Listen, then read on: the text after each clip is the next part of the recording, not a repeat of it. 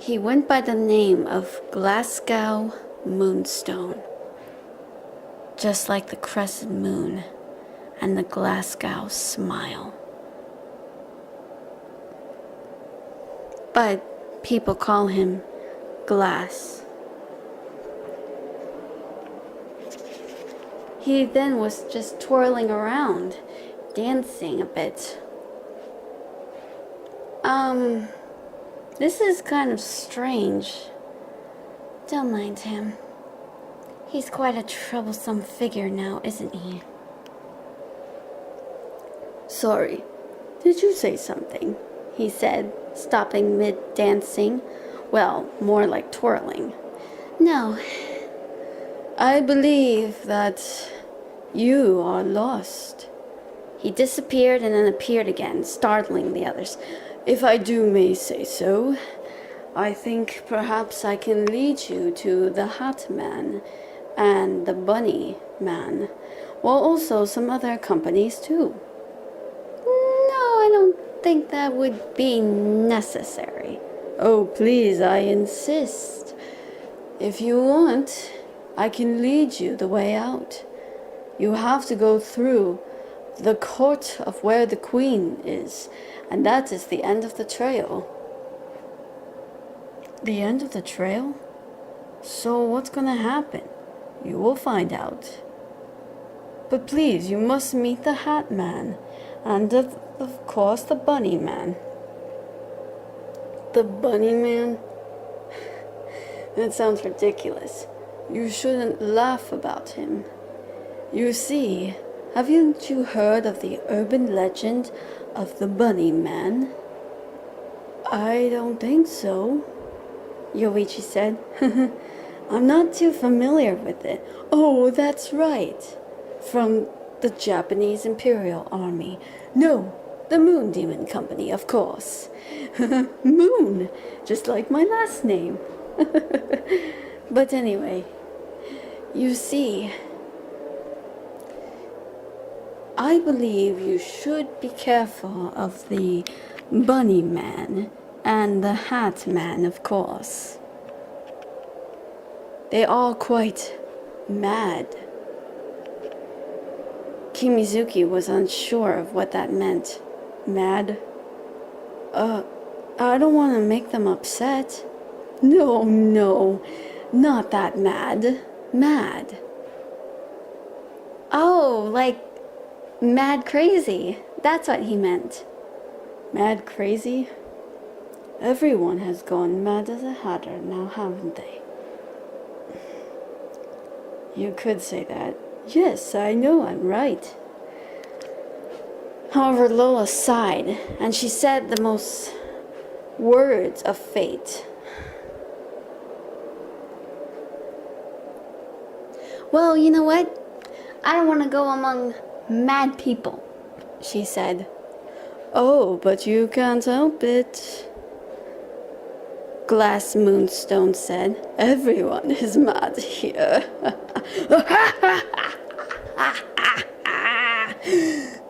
Very sorry. You may have noticed that I am not all there myself. He danced himself away and disappeared. Mad as a hatter. Wonderful. I guess we're gonna have to go see them. Be warned, it's not gonna be that easily. So, off they went. What they were greeted instead was really a bunch of creepy looking figures. There was the Hat Man himself. He had claw-like hands. His face was eerily pale and white.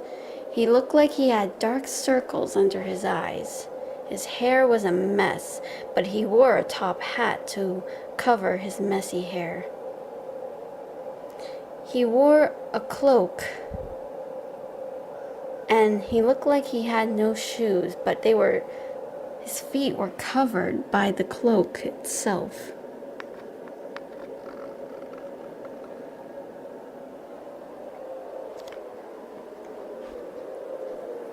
Then he looked up and startled the others. Pansy! Pansy! He managed to say in a brightened up voice. That's when there was this so-called bunny man. He wore a torn up looking bunny costume that looked bloodied, matted, and gross. That's the bunny man? Kimizuki asked. You never heard of the urban legend, haven't you? They say if you cross the Bunny Man Bridge underneath, you could run into him, or better yet, you might find a lot of dead rabbits. A guy dressed up while carrying like either a mace or worse, an axe.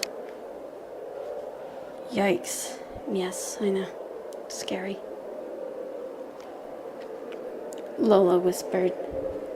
I believe we came here to join your little tea party. Yes, our tea party. Oh, Buns, wake up. The bunny man grabbed his axe and hollered, Who goes there? Oh, never mind.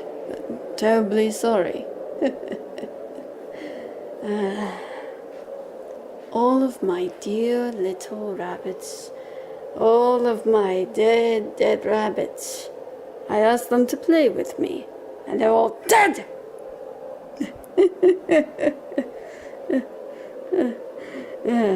Sand girl, wake up. What is it? The sand girl said. At least that's what she was referred to. She had a pile of something that resembled either powder or maybe sand, but it was hard to tell. Perhaps it was ashes. Look, we have guests. It's very unwise to not go and be like this.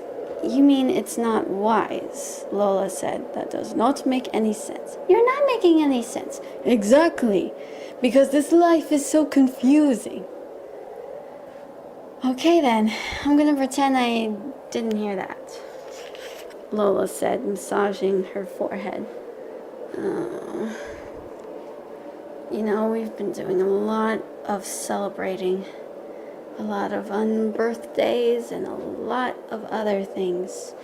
What could they want this time? The bunny man was still stroking his axe. I don't know. Glass took us here. Really? Then we have a lot to discuss, haven't we? You are terribly late for the party. I never wanted to come to the party, in case you are wondering, Pansy said, losing her nerve. Now, but you must, for we brought a guest. The hat man just walked away for a moment. Then he brought back someone who had a black sack over his head, and he was tied to the chair. Well, his arms were rested on the armchairs, and he looked like he had been tied. His feet were tied there, too. The bag was removed, and there was a bloodied, beaten Seishiro Haragi. He's one of the Haragi family. Seishiro Haragi in the flesh. What the? It's you.